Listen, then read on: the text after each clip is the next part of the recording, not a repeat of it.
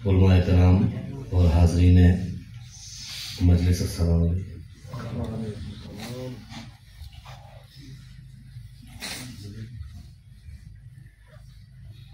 منتشر اور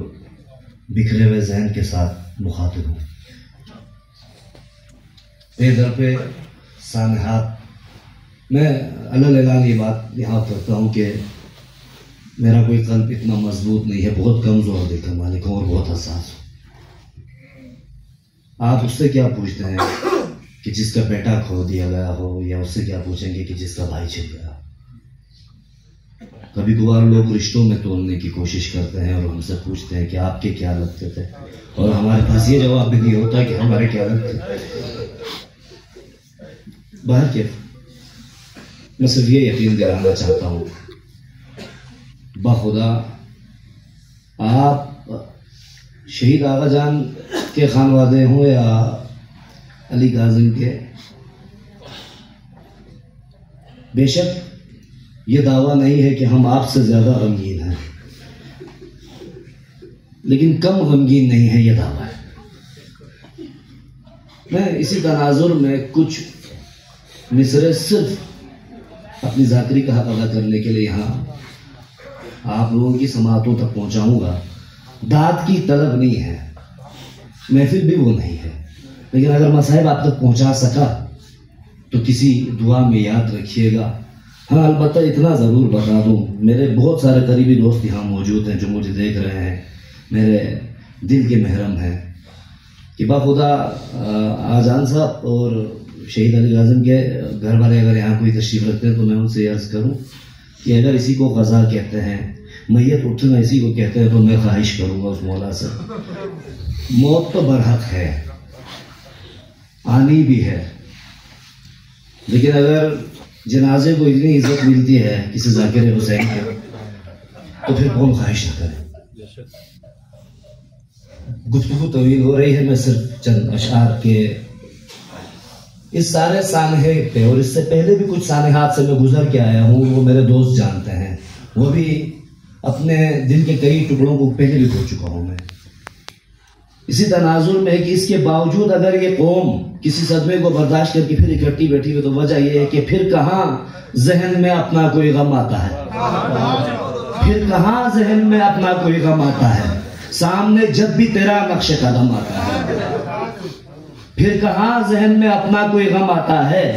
سامنے جب بھی تیرا نقش قدم آتا ہے۔ اور دیکھیے گا کہ ہم اپنی نسلوں کو کیسے بنا رہے ہیں کہ نوحہ عباس کا پڑھتا ہے میرا بیٹا بھی، نوحہ عباس کا پڑھتا ہے میرا بیٹا بھی،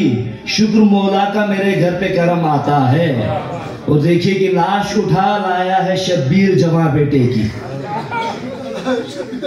لاش اٹھا لایا ہے شبیر جواں بیٹے کی، بوجھ ایسا ہو تو پھر پشت میں خم آتا ہے، لاش اٹھا لایا ہے شبیر جواں بیٹے کی، بوجھ ایسا ہو تو پھر پشت میں خم آتا ہے۔ اور دھوپ سے خشک ہوا ہی تھا لہو کانوں کا، دھوپ سے خشک ہوا ہی تھا لہو کانوں کا، شمر پھر ڈھانے سکینہ پہ ستم آتا ہے، دھوپ سے خشک ہوا ہی تھا لہو کانوں کا، شمر پھر ڈھانے سکینہ پہ ستم آتا ہے۔ اور ایک انتہائی نازک سا شعر ہے، اگر آپ وہاں پہنچ گئے تو بڑی مہربانی ہوگی کہ نہ ملا دشت میں اس لاشہ اصغر کو کفن، نہ ملا دشت میں اس لاشہ اصغر کو کفن، جس پہ کپڑا بھی تو رومال سے کم آتا ہے،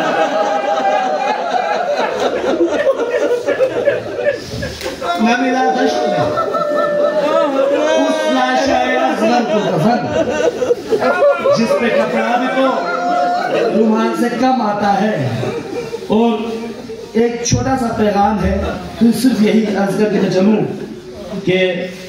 میری تخلیق کا مقصد کیا ہے۔ سب کہتے ہیں آغا جان کے لیے لکھا، شہید کاظم کے لیے لکھا، فلاں بچے کے لیے لکھا، سچ تو یہ ہے کہ میں صرف حسین کے لیے لکھتا ہوں۔ لہٰذا ہر ذاکر کا، صرف میں اپنی بات نہیں کر رہا ہوں، ہر ذاکر کی نمائندگی کرتے ہوئے 3 اشعار یا 4 اشعار کے ساتھ اجازت چاہوں گا کہ دشت مصائب کی طرف جب بھی سفر پرنم کیا، دشت مصائب کی طرف جب بھی سفر پرنم کیا، پروردگار نطق نے نوحوں میں غم کو ضم کیا. اور میں تو حسین ابن علی کے غم میں رویا تھا مگر، توجہ چاہیے قبلہ، یہ جو لوگ اس طرف سے گزر رہے ہیں ان کے لیے کہ میں تو حسین ابن علی کے غم میں رویا تھا مگر اس نے عطا تسکین کی میرا ہر غم کم کیا. اس نے عطا تسکین کی میرا ہر غم کم کیا. اور بھائی کے نام کہ بھائی کا غم میری کمر بھی توڑ ہی دیتا مگر. صاحبان معرفت بیٹھے ہوئے مولا حسین اور حضرت عباس کے رشتے کو ذہن میں رکھتے ہوئے کہ بھائی کا غم میری کمر بھی توڑ ہی دیتا مگر میں نے کہا عباس اور بیدم بدن پر دم کیا. میں نے کہا عباس اور بیدم بدن پر دم کیا. اور اسی کے ساتھ اجازت چاہوں گا کہ عارف صاحب ایک زندگی بھرپور گزری اس طرح، نوحہ لکھا، نوحہ پڑھا، نوحہ سنا، ماتم کیا.